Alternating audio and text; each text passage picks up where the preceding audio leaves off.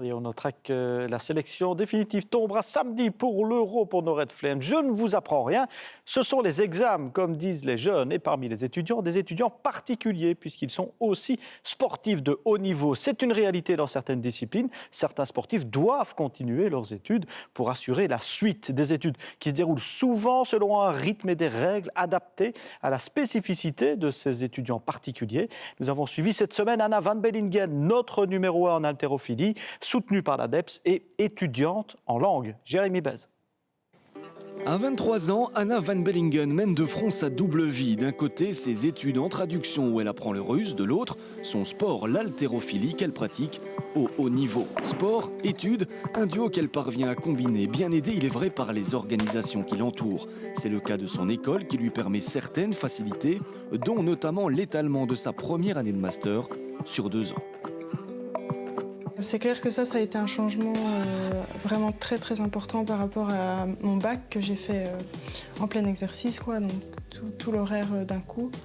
Ça, oui, ça m'a changé la vie et c'est vrai que surtout au niveau du sport, ça permet quand même de faire beaucoup plus de choses, d'aller beaucoup plus loin, quoi, dans le professionnalisme.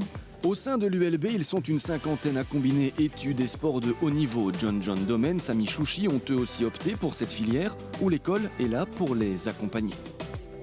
C'est simplement du cas par cas et en fonction du besoin de l'étudiant et de sa situation et de ses qualités, de voir un petit peu ce qui peut être mis en place pour lui. Ça peut être un étudiant qui voyage énormément à l'étranger pour qui on fait des déplacements d'examen ou du déplacement de groupe de travaux pratiques, pour un étudiant qui fait du championnat national et pour qui on adapte certaines choses de façon plus légère.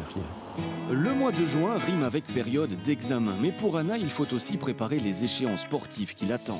Entre sport et études, impossible de choisir et n'évoquez pas l'idée de faire l'impasse sur un entraînement. Anna est une acharnée car elle sait où elle veut arriver. Je pense que c'est une caractéristique qui est assez commune chez les athlètes de haut niveau. On n'accepte pas trop l'échec et on aime bien briller. Il n'y a aucune raison de sacrifier quoi que ce soit. Il faut tout faire, l'entraînement, les études et finalement je vais plus sacrifier mon sommeil ou mon temps de repos ou autre chose que ça. Donc il n'est jamais question de rater un entraînement, ça c'est sûr. Anna est sous contrat avec l'ADEPS, autre organisation d'envergure qui permet d'encadrer la bruxelloise et les sportifs de haut niveau. C'est en quelque sorte une relation win-win. L'ADEPS établit des objectifs chaque année et donc en échange de ces résultats-là, ils nous fournissent des aides, notamment financières, mais aussi au niveau des études, comme on en parle aujourd'hui, donc pour déplacer des examens ou pour étaler des études, etc. Ouais.